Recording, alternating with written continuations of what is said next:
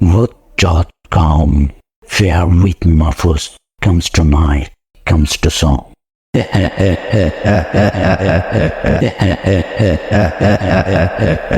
সবার জীবনে জানা অজানা কিছু প্যারানরমাল ঘটনা ঘটেই চলেছে। যার সাথে এই প্যারানরমাল ঘটনাগুলো ঘটেনি, সেই তিক্ত অভিজ্ঞতা কখনো বুঝতে পারবে না। যেভাবে লেখা আছে সেভাবেই বলছি। আসসালামু আলাইকুম মাহফুজ ভাই, আশা করি ভালো আছেন এবং ভালোভাবে। আমি আজকে যে ঘটনাটি শেয়ার করব সেই ঘটনাটি ঘটে 2000 সালে। তখন আমরা মগবাজারে থাকতাম। আমাদের নিজ বাসায় থাকা সত্ত্বেও আমার বড় চাচাদের সাথে জয়েন্ট ফ্যামিলির মতো সবাই একসাথে থাকতাম এবং খুব ভালোই কাটছিল দিনগুলো। আমি তখন ছোট, খুবই ছোট, ক্লাস 6-এ পড়ি। আমার ছোট চাচা ফকির বা দরবেশ এগুলোতে বিশ্বাস করতেন এবং আমার মা এতিম ও ফকিরদেরকে খাওয়াতে ভালোবাসতেন। একদিন হঠাৎ করে আমার ছোট চাচা রাস্তা থেকে একজন ফকিরকে নিয়ে আসলেন। তাকে পাগলও বলা যাবে না, আবার ফকিরও বলা যাবে না। তার শরীরে ছিল কালো ধরনের একটি জুব্বা, গলায় ছিল অনেকগুলো তসবিহ আর হাতে একটা লাঠি। বুড়ো মানুষদের হাতে যেমন লাঠি থাকে ঠিক তেমন, কিন্তু আমার পুরোপুরি মনে হচ্ছিল যে তার বয়স খুব বেশি একটা না এবং তার চুলদাড়ি সব কিছুই কাঁচা ছিল। তার বয়স হিসাব করতে গেলে 35 থেকে 40 হবে। এরপর আমার মা ওনাকে তার বাড়ি কোথায় জিজ্ঞাসা করলেন। এরপর উনি বললেন যে পাগলদের কোনো বাড়িঘর হয় না। আমার মা যখন চিন্তা করলেন ওনাকে ভাত খাওয়াবেন, এরপর ওই লোকটি বলে উঠলেন উনি কিছু খাবেন না। উনি বললেন ওনার কোনো ক্ষুধা নেই। এরপর ওই লোকটি আমার মা এবং আমার বোনের দিকে এক দৃষ্টিতে তাকিয়ে থাকেন। এরপর কিছুক্ষণ তাকিয়ে থেকে আমার মাকে বললেন, তুই বেশ ভালো মনের মানুষ, কিন্তু তোর সামনে বিপদ হবে। আমার মা বিষয়টাকে বেশি একটা গুরুত্ব দিলেন না। এরপর সেই লোকটি বলল, আমার বড় বোনকে বলল। এটা শুনে আমার বড় বোনের মাথায় একটু চিন্তা ঢুকে গেল। এরপর তিনি বলেন আমার ছোট চাচাকে যে তুই খুব ভালো মনের মানুষ, পরোপকারিতা করতে ভালোবাসিস, কিন্তু তোর এই পরোপকারিতাই তোর একদিন বিপদ ডেকে আনবে। এগুলো শোনার পরে আমরা সবাই চিন্তায় পড়ে যাই। এরপর আমাদের বাসায় ফেরার সময় হয়ে যায়। আমরা বাসায় ফিরলাম। আমার বাবা ফকির, কবিরাজ এগুলো তেমন একটা বিশ্বাস করতেন না। আমার মা তাড়াহুড়া করে ওনাকে বিদায় করার জন্য ব্যস্ত হয়ে উঠলেন। এরপর আমার মা ওনাকে একবার বললেন ভাত খাবেন, তখন উনি বললেন আমি খাবো না। এরপর সেই লোকটি তার হাত থেকে কী যেন বের করে। এরপর আমার মাকে বললে হা করতে। আমার মা হা করতে সেই লোকটি তার হাতে থাকা জিনিসটি আমার মায়ের গালে দিয়ে দেয় এবং খেতে বলেন। আবার আমার বোনকেও হা করতে বললেন এবং কিছু একটা খেতে দিলেন। আমরা সবাই দেখলাম যে ওনার হাতে কিছুই নেই, মুট করছেন এবং খেতে দিচ্ছেন। এরপর আমি ওনাকে বললাম আমাকেও খাওয়াতে হবে, এক প্রকার জোর শুরু করলাম। এরপর তিনি আমাকে বললেন তুইও খাবি, তো হা কর। আমি খাবার থেকে বেশি আগ্রহ ছিলাম দেখার জন্য যে কোথা থেকে কি হচ্ছে, খাবারটা আসছে কোথা থেকে। আমি দেখলাম যে হাত মুট করার সময় হাতে কিছুই নেই। এরপর আমি লক্ষ্য করলাম তার বুড়ো আঙ্গুল এবং শাহাদত আঙ্গুলের মাছ থেকে কিছু একটা বের করে সেটা প্রায় চিনি ফলের মতো দেখতে আমাদের মুখে দিচ্ছে। তখন সে বলল, কী ফল, এই ফলের নামটা বলতে পারবি? তখন আমার চেরি ফলের নামটা মনে আসলো না।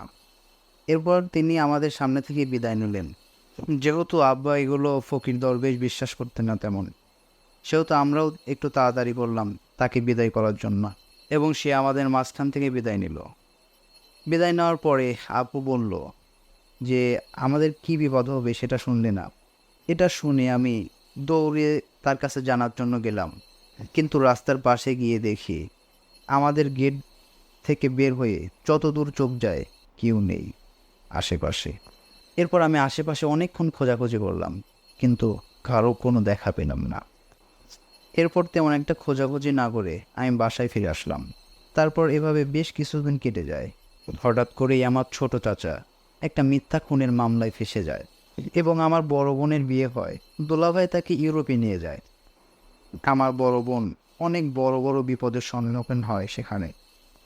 এর কয়েক বছর পরে আমাদের নিজস্ব বাড়ি সেটা ভেঙে ফেলা হয় কোনো এক কারণে এবং আমরা ওই বাড়ি থেকে চলে আসি, বাধ্য হয়ে চলে আসতে হয়।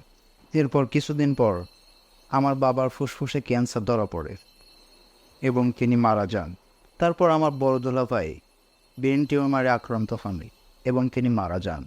আর একটা কথা বলতে ভুলে গেছি, এর মাঝে আমার মা অনেক দিন অসুস্থ ছিলেন। অসুস্থ থাকার ফলে এরপর তিনি একদিন মারা যান।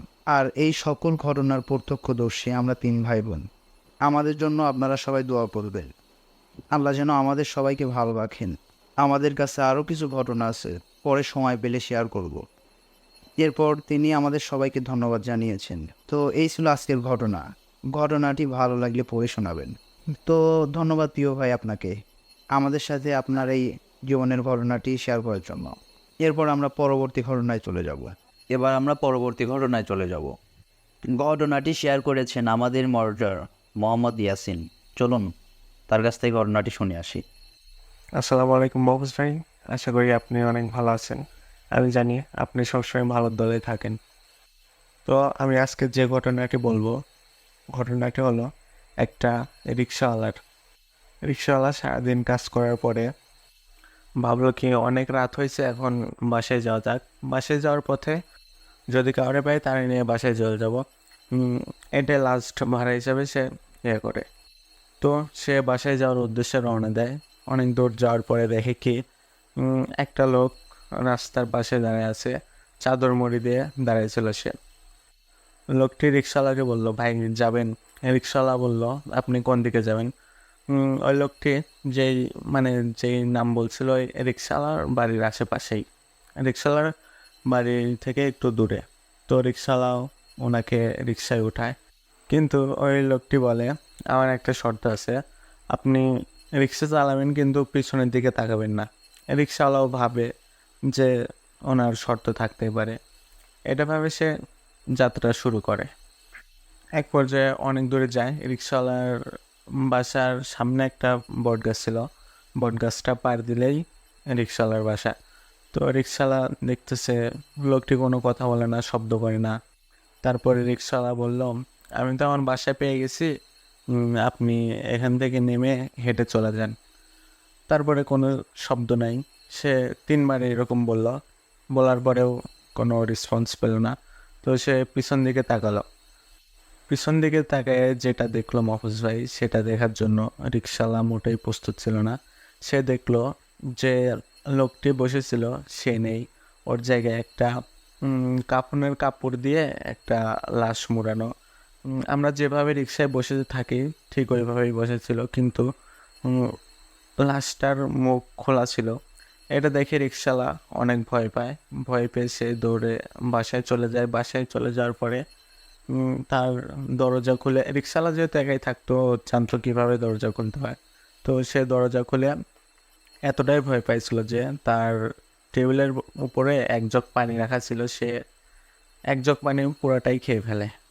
তারপরে সে তার হ্যারিকেনটা জ্বলায়।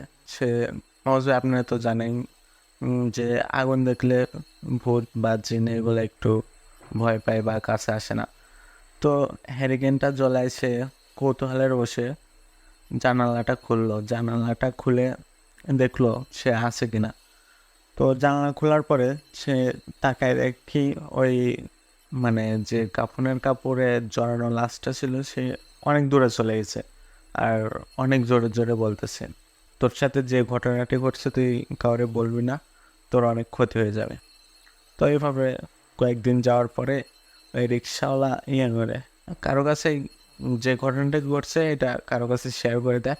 তার 2 দিন পরে রিক্সাওয়ালাটি মারা যায়। এই ছিল মহফুজ ভাই আজকের ঘটনা। ভালো লাগলে আপনার অডিয়েন্সদের কাছে শেয়ার করবেন। আল্লাহ হাফেজ। এবার আমরা পরবর্তী ঘটনায় চলে যাব। ঘটনাটি ঘটে কোরবানির ঈদ এবং পূজার মাঝখানে যে ছুটি থাকে ওই ছুটির সময়। তো আমি ছুটিতে বাসায় আসি। বাসায় আসার 2-3 দিন পরে সকালবেলা আমার ঘুম ভাঙে। পাশের বাসার একটা ছোট মেয়ে সুইসাইড করছে, এটা শুনে আমার ঘুম ভাঙে। তো আমার ভাইয়া ছিল মেডিকেল স্টুডেন্ট, সে সেখানে যায় দেখে অনেক খারাপ অবস্থা। তো আমার ভাইয়া ওদের ফ্যামিলির সিনিয়র পার্সনরে বলে কি, অবস্থা তো ভালো না, আপনারা যত তাড়াতাড়ি পারে মেডিকেলে নিয়ে যান। তারপরে বাচ্চাটাকে মেডিকেলে নিয়ে যায়। তারপর ডাক্তার বলে কি বাচ্চাটা মরে গেছে, ডেট। ডাক্তার ঘোষণা দেয় ডেট হয়ে গেছে। তো একটা কথা বলে রাখি মহফুজ ভাই, মেয়েটি ছিল হিন্দু। তো হিন্দুরা মানুষ মারা গেলে বেশি লোক শ্মশানে যাইতো না। তো আমি ভাবলাম আমিও চাই ওদের সাথে। তো গেলাম শ্মশানে। যাওয়ার পর একটা কথা বলে রাখি, শ্মশানের পাশে অনেক বাঁশের চর ছিল। বাঁশের চর থাকার কারণ হচ্ছে কি, মানে শ্মশানে যে লাশগুলা পোড়ানো হয় ওখান থেকে ওরা বাঁশ বিক্রি করে, এর জন্য বাঁশের চর ছিল, যাতে সুবিধা হয় আর কি। তো ওখানে যাওয়ার পরে অনেক সিনিয়ররাই বলল যে ও যেহেতু সুইসাইড করছে, ওকে পোড়ানো হবে না, ওকে কবর দেওয়া হবে। তো সিনিয়রের কথা মতো সবাই কবর দেওয়ার কথাই চিন্তা করে। তো কবর করা কমপ্লিট হয়ে যায়। তারপরে তার বড় বোন সে কল দিয়ে বলে কি, আগে পোড়ায়ও না বা মাটি দিও না, আমি লাশটা দেখতে চাই। তো ওনার বড় বোনের আসতে আসতে অনেক রাত হয়ে যায়।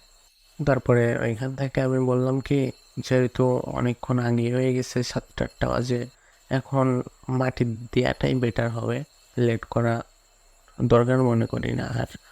তো সবাই আমরা মাটি দেওয়ার কাজ শেষ করে মানে সবাই যার যার মতন শেষে চলে যায়। ওইখানে অবশ্যই আমার সবচেয়ে বড় ভুলটা ছিল কি, মানে মানে আমাদের সাথে যারা আসছিল ওরা অনেক দূর চলে গেছে, আর পিছনে যারা ছিল আমি ভাবছি ওরাও হয়তো আমাদের সাথে আসছে, ওই জন্য একসাথেই যাই। তারপরে কিছুক্ষণ পরে খেয়াল করি যে ওরা আমাদের সাথে আসেনি, ওরা ওই যে মানে শ্মশানেই থাকে, শ্মশানের কাজই করে আর কি। তারপরে আমার সাথে আমার এক ফ্রেন্ড থাকতো, ও ইঞ্জিনিয়ারিং পড়তো, ও আসছিল, আমরা দুইজন ছিলাম।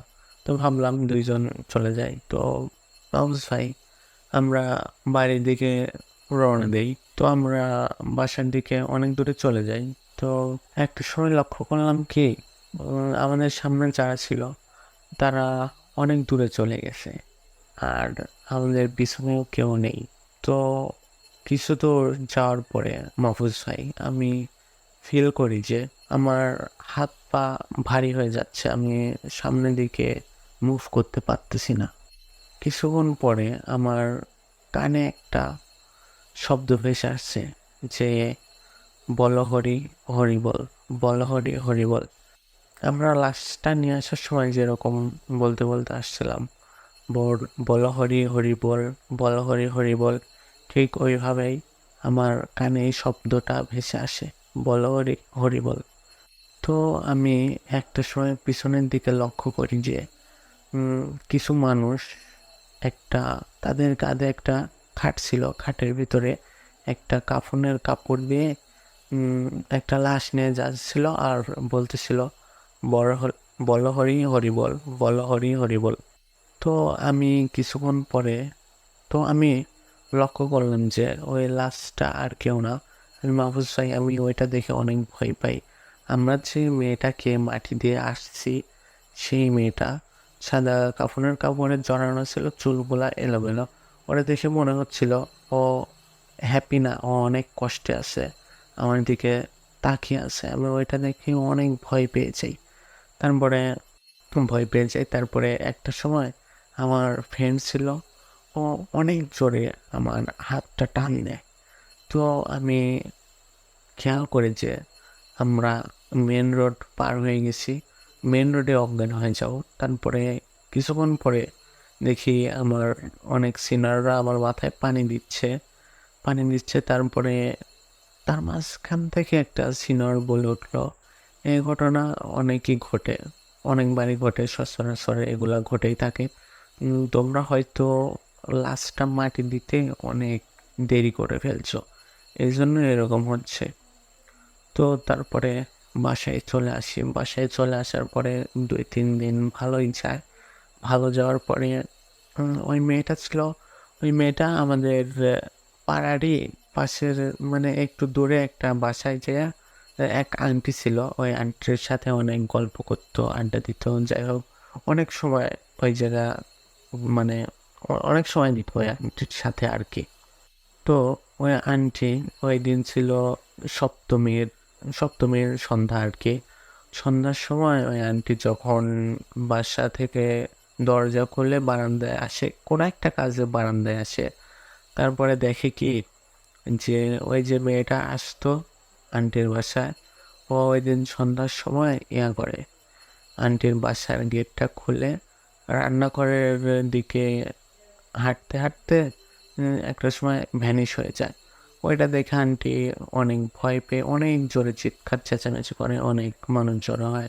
তারপরে আমরা জানতে পারি কি এই যে যে মেয়েটা সুইসাইড করছে ওরে আন্টি দেখছে, ওই জন্য অনেক ভয় পাইছে। তো এইভাবে অনেক দিন চলে যায়। অনেক দিন যাওয়ার পরে মাঝে মাঝেই আমাদের পাড়ার সবার সাথেই এরকম ঘটনা ঘটতো। অনেক সময় মানুষজন আতঙ্কে ছিল। তো আতঙ্কে থাকার ফলে সবাই মানে ভালোভাবে চলাচল করতে পারতো না। সন্ধ্যা হলেই কেউ বাসা থেকে বের হতো না। বাসা থেকে বের হলেই মনে হতো কি ওই মেয়েটা ডাকতেছে, মানে বলতেছে আমি অনেক কষ্টে আছি, আমাকে কেউ উদ্ধার করো বা বাঁচাও, এইগুলোই আর কি বলতে থাকতো। তো মাহফুজ ভাই, একটা সময় আমি তো অনেক সময় বের হতাম 12টা 1টা, মানে রাতের বেলা বের হতাম কথা বলার জন্য কিংবা হাঁটাহাঁটি হাঁটাহাঁটি করার জন্য বের হতাম। আমার সাথে ওইরকম কিছু হয় হয় নাই এতদিনে। তো ওই প্রতিদিনের মতোই আমি একদিন বের হই হাঁটাহাঁটি করার জন্য। তো আমি একদিন হাঁটাহাঁটি করতেছি না, কারোর সাথে কথা বলতেছি আমার খেয়াল নেই। যাই হোক, কথা বলতে বলতে আমার মনে হলো কি আমার পাশে কে যেন আছে, আমার গা হাত পা অনেক ভার হয়ে আসে। আমি ওই যে মানে শ্মশান থেকে আসার সময় যেরকম সামনে দিকে মুভ করতে পারতেছিলাম না, ঠিক ওই রকমই আমার সাথে আমি মুভ করতে পারতেছিলাম না। ওই দিন যে এরকম আমার সাথে ঘটনা ঘটে যে বলল হরি হরি বল, বল হরি হরি বল, ওই রকমই ঘটে। আমি আবার ঠিক সেম ওই দিনের মতনই ওই দিন যেগুলা দেখছিলাম আমার সাথে, যে ঘটনাগুলো ঘটছিল ঠিক ওই ঘটনাই আমার সাথে ঘটে। তো আমি একটা সময় আমার জ্ঞান ফেরার পরে দেখি আমি আমার বাসায় আছি। তারপরে তারপরে আমি আমার নিজের বাসায় দেখি আমার রুমে শুয়ে আছি। তখন আমি কবিরাজ দেখানোর পরে ঠিক হয়ে যায় মোটামুটি। তার কিছুদিন পরে আমি আবার একদিন কি জন্য যেন রাতের বেলা বের হওয়ার পরে আমি ওই দিন কথা বলতেছিলাম কার সাথে যেন, ওই দিন আমার হঠাৎ করে আমি দেখি কি ওই মেয়েটা আমার ঠিক সামনে বসে আছে। আমি বসে বসে কথা বলতেছিলাম, আমার সামনে বসেছিল। আর মানে অপরক দৃষ্টিতে আমার দিকে তাকিয়েছিল, মানে নিষ্পাপ একটা মুখ দেখলাম আমি। দেখে আমার অনেক মানে খারাপ লাগে যে ছোট একটা মানুষ, সবারই তো খারাপ লাগার কথা। তো এভাবে আমি ওরে মাঝে মাঝেই দেখতাম। তো তারপরে একটা সময় এরকম মাঝে মাঝে যখন দেখি আমার অতটা ভয় লাগে না। আমার মনে করেন মগজ ভাই অভ্যাস হয়ে যায়, এইভাবে চলে দিন। তো অনেক দিন যাওয়ার পরে এরকম যখন অনেক দিন দেখতে থাকি, তার কিছুদিন পরে কিছুদিন হলো প্রায় 1 বছরের মতন দেখি, 1 বছর হবে না, কিছুদিন হবে। তারপরে রমজান মাস চলে আসে। রমজান মাস 1 মাস রোজা থাকে, তারপরে রমজান মাসে ওর দেখা মিলে না। তারপর থেকে আমি আর ওরে কখনো দেখি নাই। এই ছিল মহজ ভাই আজকের ঘটনা। ভালো লাগলে আপনার অডিয়েন্সদের কাছে শেয়ার করবেন। আল্লাহ হাফেজ। ধন্যবাদ ইয়াসিন ভাইকে আমাদের সাথে ঘটনাটি শেয়ার করার জন্য। এবার আমরা পরবর্তী ঘটনায় চলে যাব। ঘটনাটি শেয়ার করেছেন আমাদের মডারেটর মোহাম্মদ নয়ন। চলুন তার মুখ থেকে ঘটনাটি শুনে আসি। ধন্যবাদ মাহফুজ ভাই আমাকে আরও একটি ঘটনা বলার সুযোগ করে দেওয়ার জন্য। মাহফুজ ভাই, এই ঘটনাটি যার কাছ থেকে কালেক্ট করেছে এই ঘটনার বাস্তব প্রমাণ সে নিজেই, মানে তার সাথে এই ঘটনাটি ঘটেছিল আর কি। সেই মানুষটা সম্পর্কে আগে কিছু বলি। যে ব্যক্তি এই ঘটনাটি আমাকে পাঠিয়েছেন সেই ব্যক্তি আমার একটা বড় ভাই, মানে আমার এলাকার একটা বড় ভাই, তার সাথেই ওই ঘটনাটি ঘটেছিল।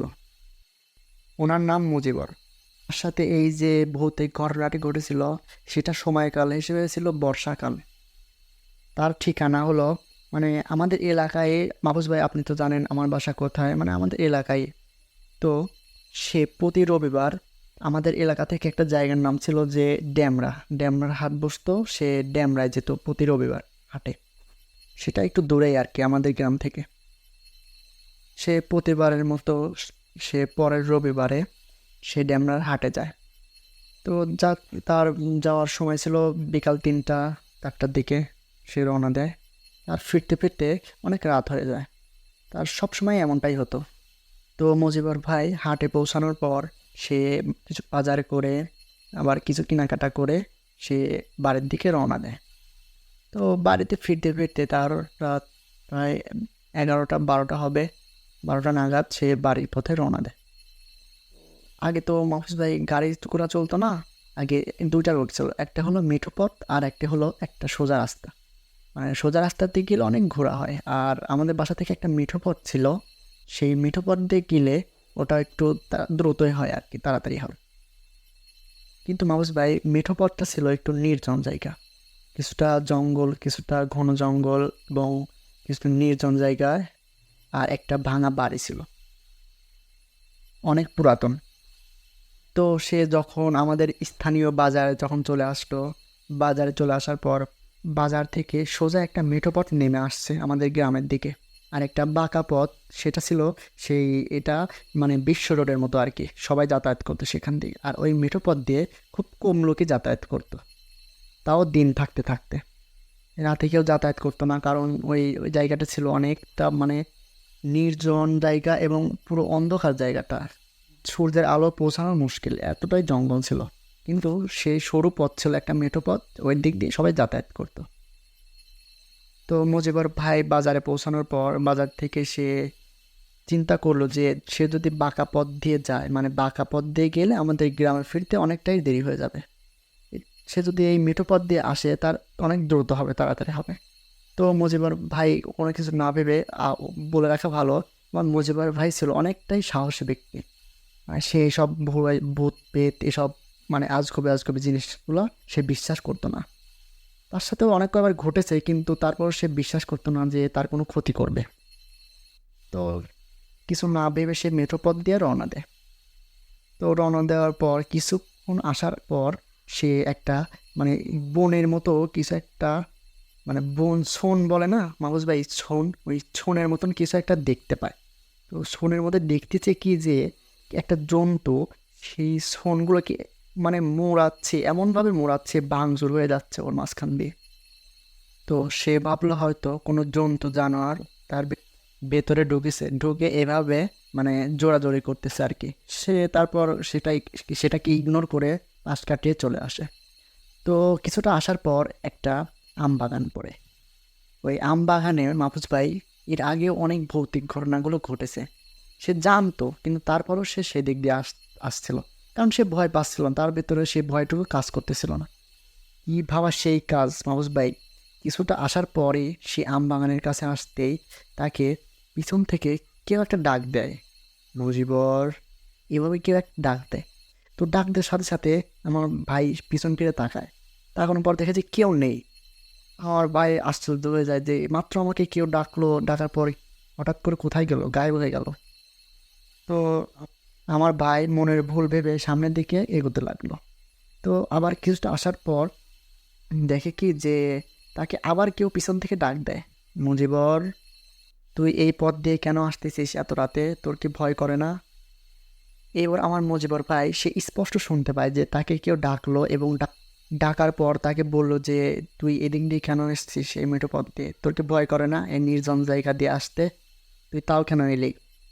পরে আমার মজিবর ভাই আবার পিছন দিকে তাকিয়ে বলে যে কে কে আমাকে ডাকছিস? আবার দেখে যে কেউই নেই। কিন্তু তখন আমার মজিবর ভাই একটু ভয় পেয়ে যায়, ভয় পাওয়ার পর বলে যে বারবার কে ডাকছে, আর পিছন ফিরে তাকানোর সাথে সাথে কোথায় মিলে যাচ্ছে। পরে আমার মুজিবুর ভাই দ্রুত বাসার দিকে আসতে থাকে।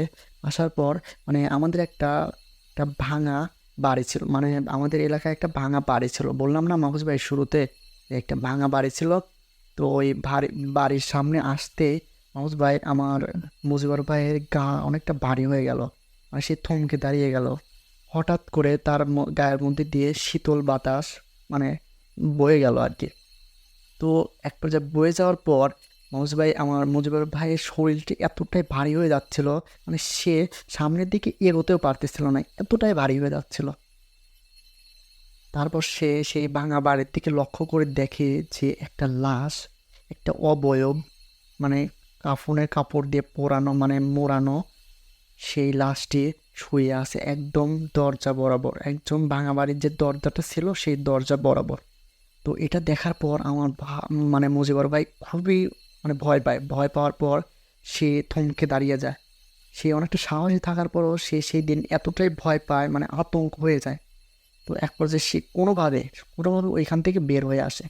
তো বের হয়ে আসার পর কিছুটা আসার পর একটা মোড় পড়ে, মানে রাস্তায় একটা মোড় আছে না, মেঠো পথে একটা মোড়, সেই মোড়ের পর উঠে। উঠার পরে সে একটা বট গাছের নিচে এসে দাঁড়ায় যখন, তো দাঁড়ানোর পর সে আবার দেখে যে বট গাছের মানে ঢালে কেউ একটা লাশ ঝুলছে। এই লাশটা মানে ঝুলে থাকতে দেখে সে চিৎকার দিয়ে ওঠে।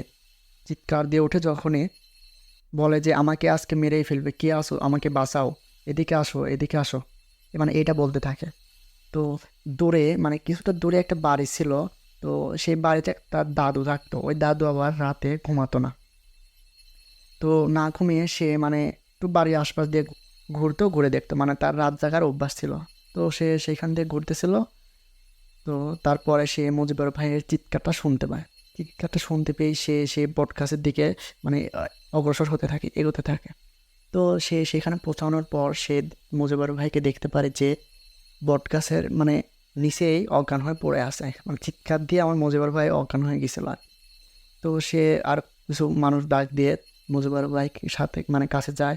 যাওয়ার পর তার জ্ঞান ফিরিয়ে আনে।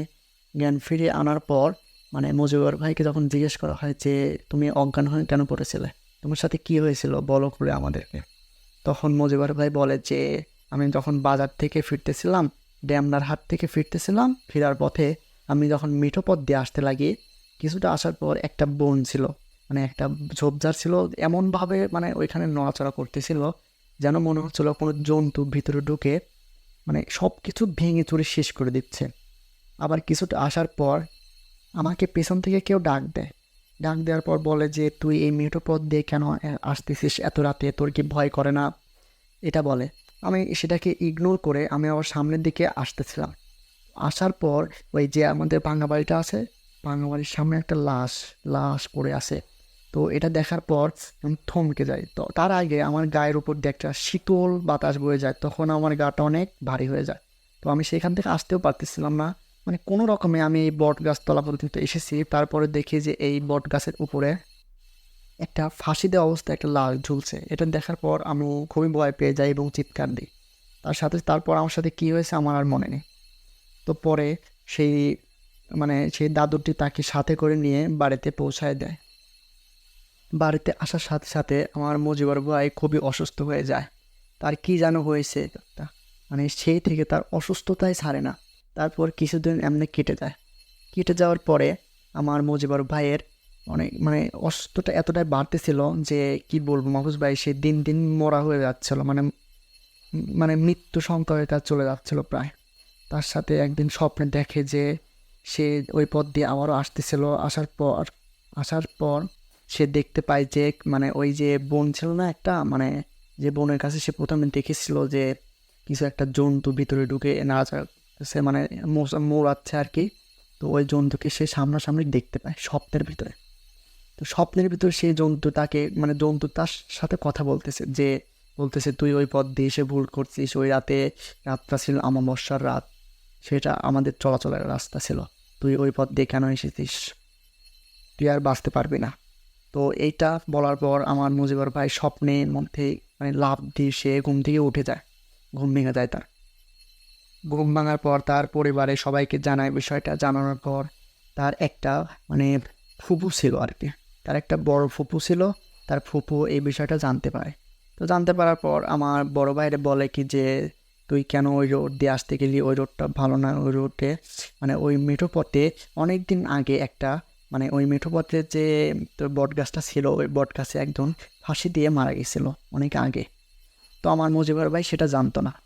তো সেদিন জানার পর থেকে সে আরও ভয় পেয়ে যায় যে আমি হয়তো সেদিন এসে ভুলই করেছি। তারপর সে এগুলো স্বপ্ন দেখে, প্রায়ই স্বপ্নে দেখে। তো এইভাবে স্বপ্ন দেখতে দেখতে সে আরও অসুস্থ হয়ে যায় আর কি। তারপর তাকে নিয়ে তার পরিবার সবাই একটা কবিরাজ দেখায়।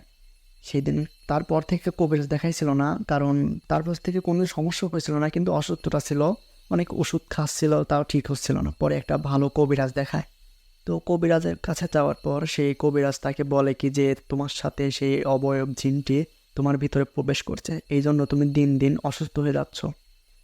পরে বলতেছে যে এটা থেকে মুক্তি পাওয়ার আশা মানে মাধ্যম কোনটি, আমাকে একটা উপায় বলুন।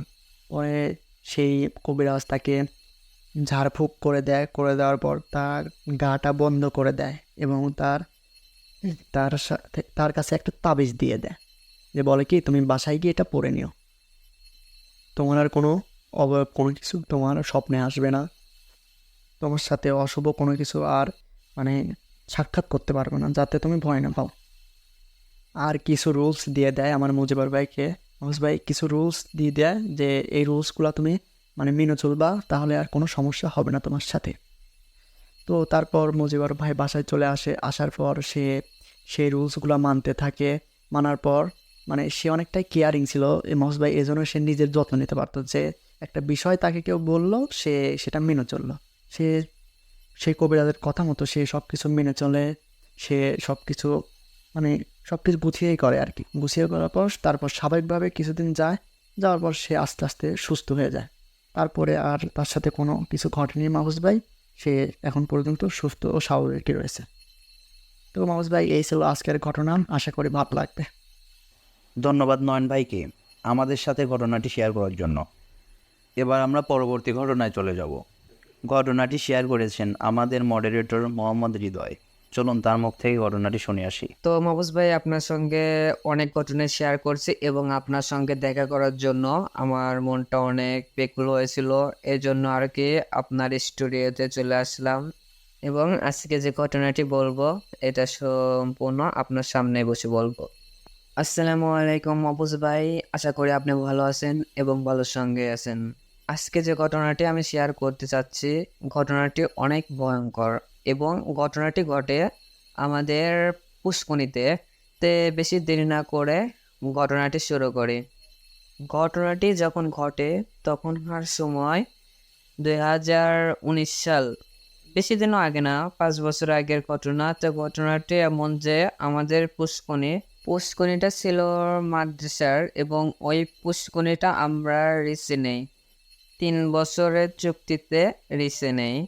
এই কারণে আর যখন পুকুরটা কাটা হয় তখন অত একটা ভালোভাবে কাটা হয় না। এই কারণে যখন বৃষ্টি হয় তখন অনেক পানি হয়ে যায় এবং পুকুর প্রায় ডুবে যায়।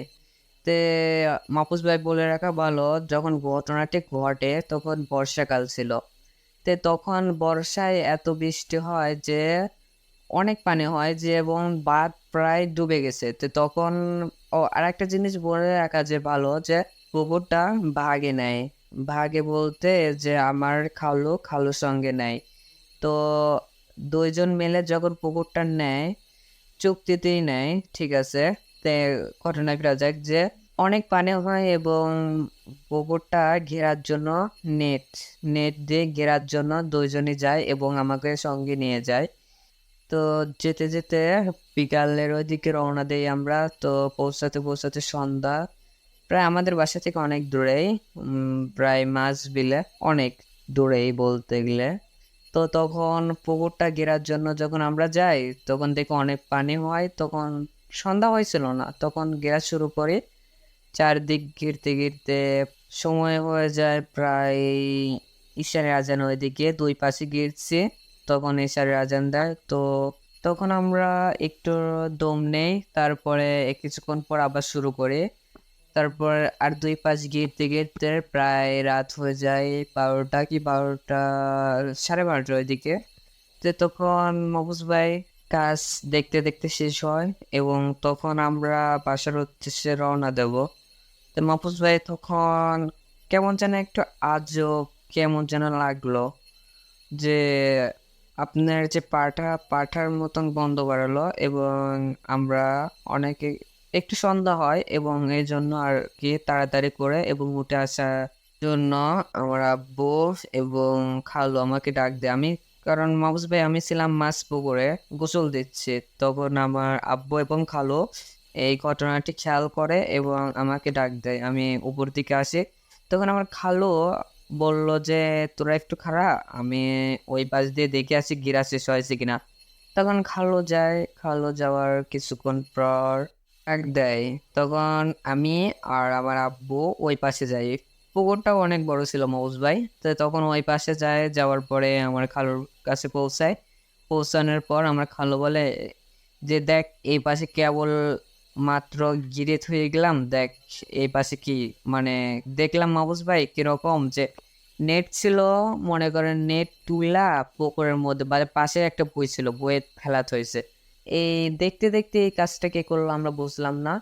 তখন আর কি আবার আমরা নেটটা তুলে যে খালু বললো যে এই এত গিরছি তো এখন এইটুক বাদ দিয়ে আবার চলে যাব। তো তখন আমার খালু আবার নেট তুলে তুলে আবার শুরু করে আমরা গিরতে গিরতে গিরতে প্রায় আর 1 ঘন্টা চলে যায়। তখন বেজে যায় রাত প্রায় একটা, একটা পার হয়ে যায় 1:30টার ওইদিকে। তখন আমাদের কাজ শেষ হয় এবং আমরা বাসার দিকে রওনা দিই। তখন মফুজ ভাই আমাদের পুকুরটা অনেক বড়ই ছিল।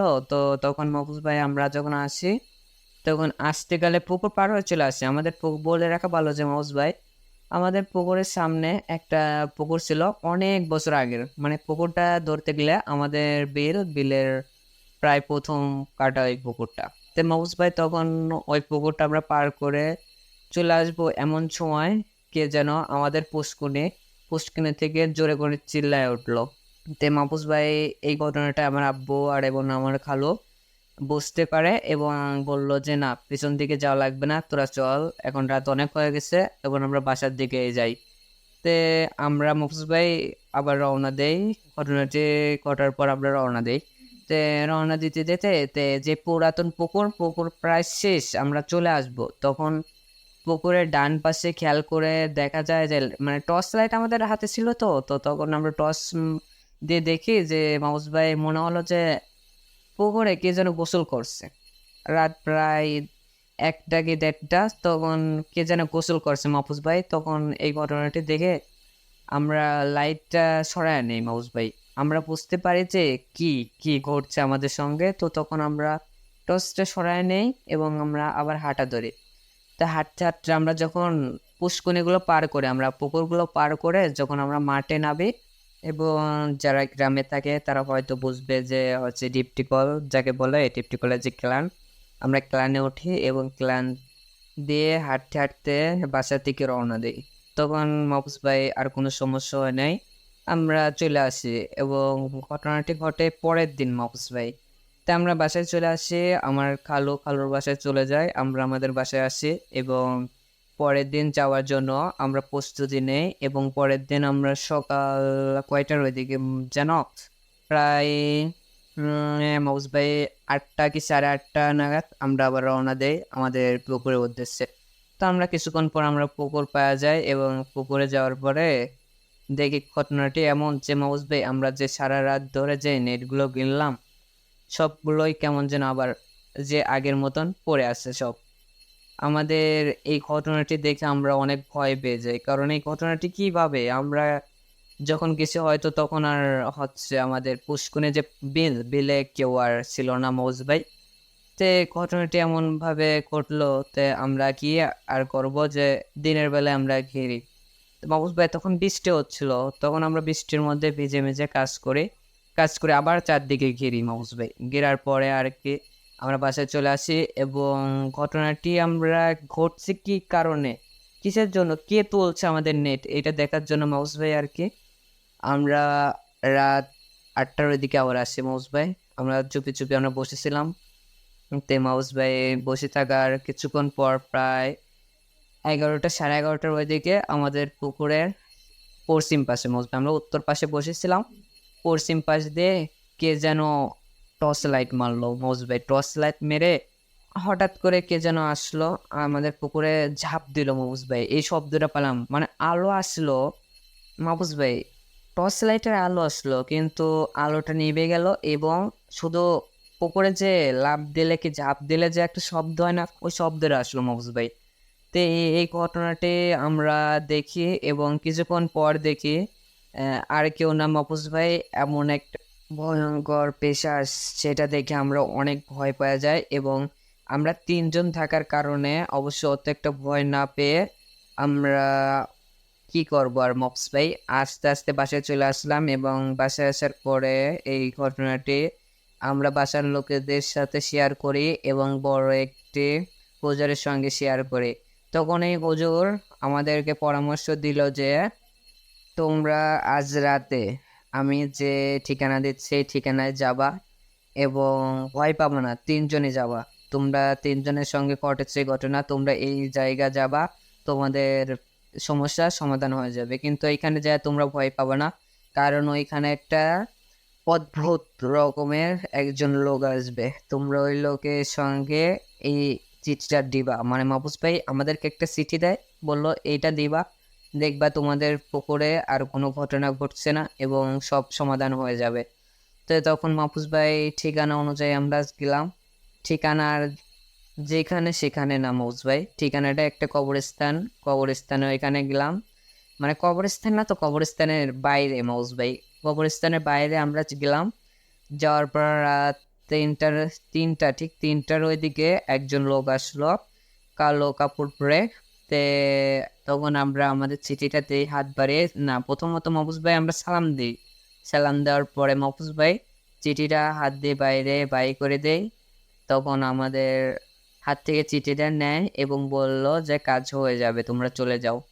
তখন আমরা আর মাহফুজ ভাই চলে আসলাম। বাসায় চলে আসার পরে আমাদের পুকুরে আর কোনো ঘটনা ঘটে নেই মাহফুজ ভাই।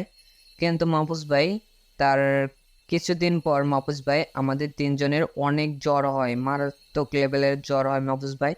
তো জ্বরও প্রায় 15 দিনের মতন আমাদের ছিল, তারপরে জ্বর ঠিক হয়ে যায়, তারপরে সব স্বাভাবিক হয়ে যায়। এই ছিল আজকের ঘটনা মাহফুজ ভাই। ধন্যবাদ আমাকে গল্পটি শেয়ার করার জন্য।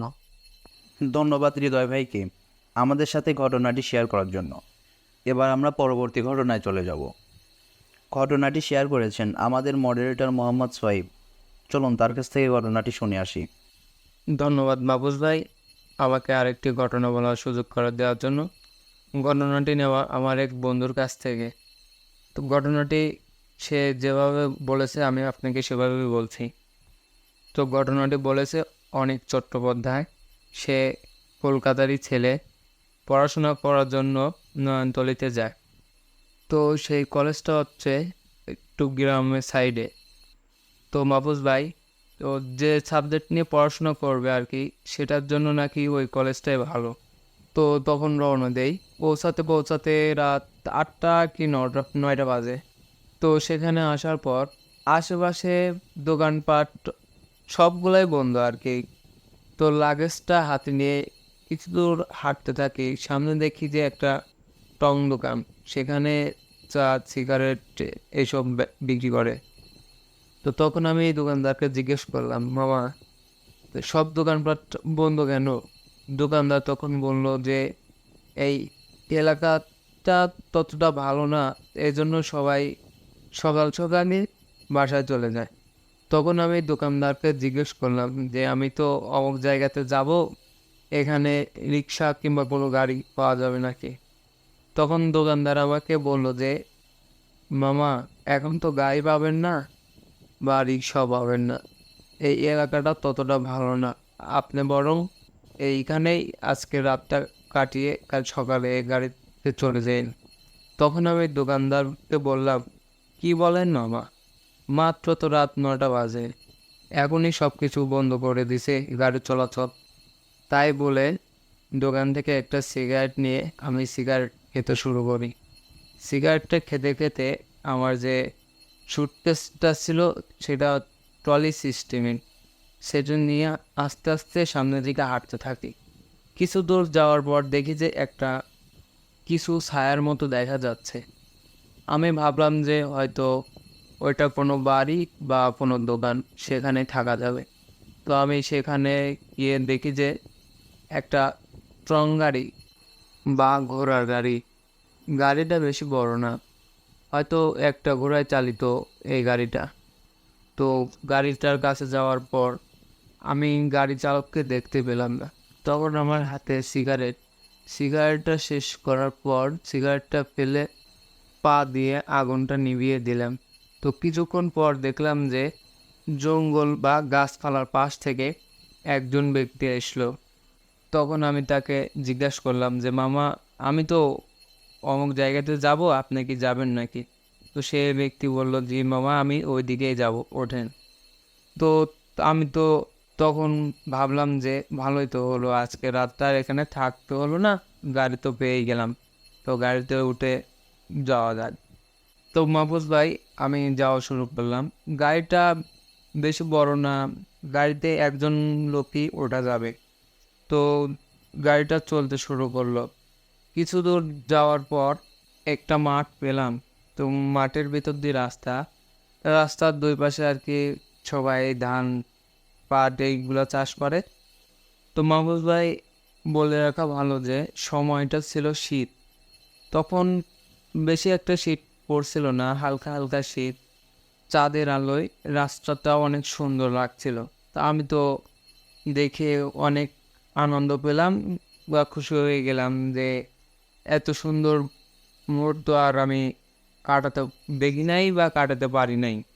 তো তখন আমার ভালোই লাগছিল আর কি। তো কিছু দূর যাওয়ার পর মাঠটা পার হয়ে একটা বাগানের ভিতর দিয়ে রাস্তাটা মনে হচ্ছিল যে আপনার যেরকম গুহা আছে না, গুহার ভিতর দিয়ে যেরকম অন্ধকার, চারপাশে অন্ধকার, কিছুই দেখা যায় না। সামনে দিয়ে মামা ঘোড়ার গাড়ি চালাচ্ছে, তাকেও ভালোভাবে দেখা যাচ্ছে না আর কি। তো রাস্তা দিয়ে যাওয়া শুরু করলাম। কিছুক্ষণ পর আমি অনুভব করতে পারলাম যে আমার পাশে ঠান্ডা একটা কিছু বসে রয়েছে। তো তখন আমি পাশ ফিরে দেখি যে আমার পাশে কেউ নেই। তো তারপরে আবার যাওয়া শুরু করলাম। আমি মনে মনে ভাবছি যে এই রাস্তা কখন শেষ হবে। তো হঠাৎ করে আবার মনে হলো যে যে গাড়ির পিছন থেকে কেউ একজন হাত দিয়ে আমার শরীরে টাচ করলো। তখন আমি ভয় পেয়ে এই গাড়িওয়ালা মামাকে, তখন আমি বিশ্রীভাবে একটা হাসির শব্দ শুনতে পাই। তখন আমি গাড়িওয়ালা মামাকে বললাম যে মামা, এটা কিসের শব্দ? তো মামা আমার সাথে তেমন কোনো কথা বলছে না, মামা শুধু গাড়ি চালাই যাচ্ছে। তো তখন আমার সাথে আরও অনেক কিছু ঘটতে থাকে। তখন আমি মনে মনে সিদ্ধান্ত নিলাম যে আমি এখান থেকে লাফ দিব আমার লাগেজটা নিয়ে। তখন আমি ভাবলাম যে আমি যদি এইখান থেকে লাফ দিই তাহলে তো আমি মারা যাব। কিছু দূর সামনে যাওয়ার পর আমার লাগেজটা গাড়িতে রেখে আমি লাফ দিলাম। লাফ দেওয়ার সঙ্গে সঙ্গে একটা জোরে চিৎকার দিলাম। তো কিছুক্ষণ পর আমার জ্ঞান ফিরে আমি দেখি যে আমি একটা রুমে, আমার পাশে একজন মহিলা আর একজন পুরুষ লোক দাঁড়িয়ে আছে। তো আমি ওই মহিলাকে দেখে ভয় পেয়ে যাই। তো মহিলাটি আমাকে জিজ্ঞেস করলো যে বাবা, তোমার কি হয়েছে? তখন আমি আমার সাথে ঘটে যাওয়া সেই বিষয়গুলো তাদের সাথে শেয়ার করলাম। তো তখন ওই মহিলাটি বলল যে তোমার সাথে এরকম করেছে ওই দুষ্ট জিনেরা। তারা অনেক সময় নারীর রূপে আসে, অনেক সময় সুন্দরী এক যুবতী মেয়ের রূপে এসে এরকমভাবে সবাইকে জ্বালায়। এটা হচ্ছে এই এলাকার নিত্যদিনের ঘটনা। এটা প্রতিনিয়তই সবার সাথেই ঘটতে থাকে। এটা এই এলাকার মানুষ, এটা তাদের সাথে ঘটার কারণে তারা বিষয়টা আর তেমন গুরুত্ব দেয় না। তো তোমার সাথে এই দুষ্ট জিনেরাই এরকম করেছে। আর পরবর্তীতে এই এলাকায় আসতে চাইলে তুমি রাতের বেলায় না এসে দিনের বেলায় এসো, তাহলে আর এরকম ঘটনা আর ঘটবে না। তো মাহফুজ ভাই, আজকে ঘটনাটা এখানেই শেষ। ধন্যবাদ মাহফুজ ভাই পরবর্তী ঘটনাটি বলার সুযোগ করে দেওয়ার জন্য। তো ঘটনাটি আমাকে বলেছে আমার এক বন্ধু, তার বাসা রাজশাহীতে। তো সে ফ্রি থাকার কারণে সিলেটে আর কি বেড়াইতে যায়। তো ঘটনাটি ওই সিলেটে ঘটেছিল। তো মাহফুজ ভাই, আগের থেকে বলে রাখা ভালো যে আজকে যে ঘটনাটি আপনার সাথে শেয়ার করব, সেই ঘটনাটি আরও অনেক আগে আপনাদের এক স্টুডিও থেকে এরকমই একটা ঘটনা শুনছিলাম যে 2008 সালে 9 ডিসেম্বর একটি ছেলে উধাও হয়ে যায়, আবার পরবর্তীতে 2009 সালে 9 ডিসেম্বর ওই ছেলেটি আবার ব্যাক আসে। তো আজকের ঘটনাটি এরকমই। তো আমরা মূল ঘটনাতে চলে যাই। ঘটনাটি ঘটেছিল সিলেটের চা বাগানে। তো মাহফুজ ভাই, আপনি তো জানেনই যে সিলেটের চা বাগানে যেসব লোক কাজ করে তারা খুবই গরিব, হতদরিদ্র হয়ে থাকে। তো একটা পরিবারের 4 জন সদস্য ছিল। রহিম মিয়া, তার স্ত্রী ও তার একটি ছেলে সন্তান আর একটি মেয়ে সন্তান। তো মেয়ে সন্তানটি একটু বড়, ছেলেটা একটু ছোট। তো রহিম মিয়া তার স্ত্রী ওই সিলেটের চা বাগানে কাজ করতো। তো মাহফুজ ভাই, আপনি তো জানেন যে যারা চা বাগানে কাজ করে তারা সবাই খাবারের জন্য আর কি, তাদের সংসারটা যাতে ভালোভাবে একটু চলে এজন্য তারা সবাই চা বাগানে কাজ করে। তো রহিম মিয়া তার স্ত্রী চা বাগানে কাজে যায়, তাদের বাসায় থাকে তার মেয়ে আর ছোট ছেলেটি। তো তারা কাজে যাওয়ার কিছুক্ষণ পরে তাদের বাসায় কে যেন তাদের বাসায় এসে ডাকতে থাকে যে রহিম মিয়া কাজে যাবে না নাকি আজকে। তো তার মেয়ে ঘরের ভিতর থেকে বলে যে বাবা তো কাজে চলে গেছে। তো পরে ঘরের দরজা খুলে দেখে যে কেউ নেই। তো পরবর্তীতে আবার ঘরের দরজা লাগিয়ে ভিতরে চলে যায়। কিছুক্ষণ পর আবার ও এসে সেমভাবে ডাকতে থাকে। তখনই তার মেয়ে একটু ভয় পেয়ে যায়, ভয় পেয়ে রুমের ভিতর থেকে বলে যে বাবা তো বাসায় নেই, বাবা তো কাজ চলে গেছে। তো এরকমভাবে সে দিনটা চলে যায়। রহিম মিয়া তার স্ত্রী বাসায় আসে। বাসায় আসার পরে তার মেয়ে তার বাবা মাকে সব ঘটনা খুলে ফেলে। তার বাবা বলে যে হয়তো কেউ কাজের জন্য ডাকতে আসছিল, তো এটা নিয়ে ভয়ের কোনো কিছু নেই। তো তার মেয়ে এটা বিষয়টা সাধারণভাবে নেয়। তো পরের দিন আবার রহিম মিয়া তার স্ত্রী চা বাগানে কাজে চলে যায়। সেদিনও তার সাথে একই ঘটনা ঘটে। তো সেদিন আর সে বিষয়টি তার বাবাকে জানায়নি। সে দিনটা ভালোভাবে যায়, সে বিষয়ে আর তার কোনো খেয়াল নেই যে দিনে তার সাথে কী হয়েছে। তো পরের দিন রহিম মিয়া তার স্ত্রী কাজে যাচ্ছিল, তখন তার মেয়েও সে তাদের সাথে কাজে যায়। কাজে যাওয়ার পরে রহিম মিয়া তার স্ত্রী তারা দুইজন একপাশে কাজ করতে থাকে আর তার মেয়ে কাজ করতে করতে উপরের দিকে যেতে থাকে। তো সে দেখলো যে উপরে তো অনেক লোক কি কাজ করছে, আমিও তাদের সাথে গিয়ে কাজ করি। তো সেখানে যাওয়ার পর কাজ করতে করতে তো মাহফুজ ভাই হঠাৎ করে একটু গরম হাওয়া এসে তার মুখে লাগে। সে বুঝতে পারে না যে তার সাথে এটা কি হলো। তো ওই হাওয়াটা লাগার কারণে তার চোখ অনেক জ্বলতে থাকে। তো সে চোখ বুজে থাকে। চোখ বুজে থাকার পর কিছুক্ষণ পর সে তাকায় দেখে যে একটা কিছু ছায়ার মতো সামনে দাঁড়িয়ে আছে। সে আবারও চোখ বুজলো। কিছুক্ষণ পর সে তাকিয়ে দেখে যে তার সামনে একটা ফ্রেমের মূর্তি দাঁড়িয়ে আছে। যে মূর্তিটা এরকম যে কাঠের উপরে ডিজাইন করে যেরকম মূর্তি বানানো হয়, মূর্তিটা আসলে সেরকম দেখতে। তো মূর্তিটা তার নিজের চেহারার সাথে মিলে যাচ্ছিল। তো মাহফুজ ভাই সে আশেপাশে তাকিয়ে দেখে যে তার আশেপাশে কোনো লোকজন নেই। সে যে লোকজনগুলো দেখে উপরে কাজ করতে আসছিল, সে লোকজনগুলো এখন তাদের ভিতরে একজনও নেই। সে তখনই একটা জোরে চিৎকার দেয়। চিৎকার দেওয়ার কারণে যে নিচে লোকগুলো ছিল, তার বাবা মা ছিল, সবাই উপরের দিকে এসে তাকে অনেক খুঁজতে থাকে। খুঁজতে খুঁজতে দেখে যে এক পাশে সে পড়ে আছে। তো সেখান থেকে বাসায় নিয়ে যায়। বাসায় নিয়ে যাওয়ার পরে তার জ্ঞান ফেরার পর তার মা তাকে জিজ্ঞেস করে যে তোমার সাথে কি হয়েছিল, যে তুমি এত জোরে চিৎকার দিয়ে অজ্ঞান হয়ে পড়েছিলে। তখন সে বলল যে আমি কাজ করতেছিলাম, কাজ করতে করতে উপরের দিকে দেখি যে অনেক লোক সেখানে কাজ করছে।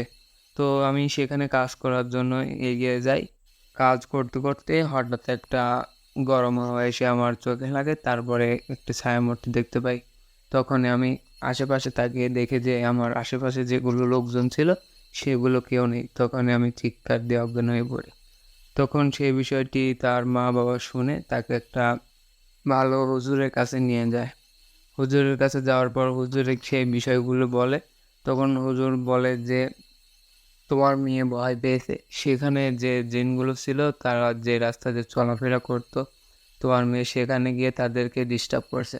মাহফুজ ভাই, আপনাকে বলে রাখা ভালো যে কিছু দিনের বেলায় কিছু কিছু সময় আছে যেগুলোতে জিনরা চলাফেরা করে থাকে। তো সেই কারণেই তার সাথে এই ঘটনাটি ঘটেছে। তখন হুজুর তাকে একটা তাবিজ দিয়ে দেয়, তাবিজটা নিয়ে সে বাসায় চলে আসে। তো এরকমভাবে কয়েক বছর চলে যায়, সে আর ওই চা বাগানে কাজ করতে যায় না, তার বাবা মাই শুধু চা বাগানে কাজ করতে যায়। তার আর তেমন কোনো সমস্যা হয় না। তার বাবা মা কাজে গেলে যে সে বাসায় থাকে, তার সাথে যে এর আগে ঘটনাগুলো ঘটেছে যে বাসায় থাকে, বাইরে থেকে কেউ ডাকছে, সেই ডাকাগুলো এখন বন্ধ হয়ে গেছে। তো হঠাৎ একদিন তার মেয়ে বাইরে খেলতে যায়, খেললে বাসায় ফিরে আসে। বাসায় ফিরে আসার পর যে তাবিজটা ছিল তার গলায়, সেটা খেলতে খেলতে হারিয়ে গেছে, সেটা তার মাকে বলে।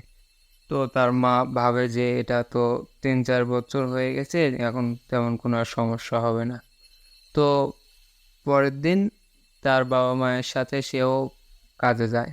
তো সে কাজ করতে করতে হঠাৎ করে সে অন্য বাসায় চলে যায়। তার বাবা মা কাজ করে এক পাশে, সে অন্য পাশে চলে যায়। সেখানে তার সাথে অনেকগুলো লোক কাজ করতে থাকে। সে লোকগুলোর সাথে কথা বলে আর কাজ করতে থাকে। হঠাৎ করে মাহফুজ ভাই অন্ধকার হতে থাকে। সে বিষয়টা সেখানকার সবাই দেখতে পায়। সে বিষয়টা দেখে সবাই ভাবে যে হয়তো বৃষ্টি আসবে, এই জন্য অন্ধকার হয়েছে। তো তখন ওই মেয়েটা কাজ করতে করতে তাদের থেকে একটু দূরে সরে যায়। দূরে সরে যাওয়ার পর ওই মেয়েটাই শুধু দেখতে পায় যে তার দিকে কালো ছায়া, মানে যে অন্ধকার হয়ে আসছে। অন্ধকার হয়ে আসার পরে তো মাহফুজ ভাই তখন তার চারপাশে অন্ধকার হয়ে যায়। অন্ধকার হয়ে যাওয়ার পর তখন গ্রামবাসীরা বাসায় আসার জন্য এদিকে আসছিল। আসার পর তখন তাকে আর খুঁজে পায় না, মানে অন্ধকারের ভিতর থেকে ওই মেয়েটা উধাও হয়ে যায়। মাহফুজ ভাই তখন চা বাগানে যারা কাজ করতেছিল তারা সহ ওই মেয়েটির বাবা মা তাকে এই চা বাগানের চারপাশে খুঁজতে থাকে। তাকে খুঁজে কোথাও আর পাওয়া যায় না। তো মাহফুজ ভাই, এরকম ঘটনা অনেক জায়গাতেই ঘটেছে যে কিছু কিছু লোক হারিয়ে গেছে, আবার তারা সেই দিনই ব্যাগ এসেছে, কিন্তু এই মেয়েটি আজ পর্যন্ত আর ব্যাগ আসেনি। তো মাহফুজ ভাই, ঘটনাটি শোনার জন্য ধন্যবাদ। পরবর্তী কোনো নতুন ঘটনা নিয়ে আপনাদের সঙ্গে শেয়ার করব। ততক্ষণ ভালো থাকবেন, সুস্থ থাকবেন। আল্লাহ হাফেজ। ধন্যবাদ সোহেব ভাইকে আমাদের সাথে ঘটনাটি শেয়ার করার জন্য। ধন্যবাদ সবাইকে আমাদের পুরো ঘটনাটি শোনার জন্য। এবং পরবর্তী ঘটনাগুলো শুনতে চাইলে আমাদের পাশে থেকে চ্যানেলটিকে সাবস্ক্রাইব করে রাখবেন। ধন্যবাদ সবাইকে।